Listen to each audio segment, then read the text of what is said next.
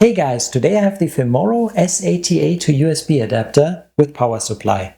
This device allows you to connect an internal hard drive or solid-state drive to your computer's USB port. It instantly turns an internal drive into a portable external one. If you have experience with computers, reinstalling Windows, trying to save files, you know how important an adapter like this can be. It's actually a pretty useful little device. So let's take a look at it.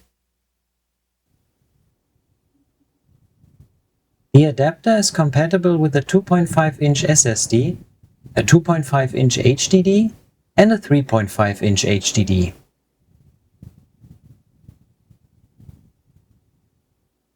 Using it with a 3.5-inch HDD requires the included power supply.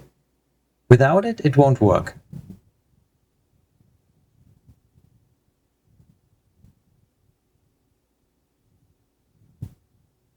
The adapter can be used with a regular USB port and a USB-C port.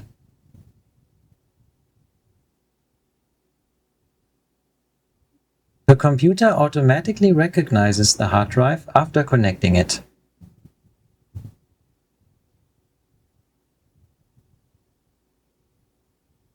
Now you can use it as a regular external hard drive and just drag and drop your files.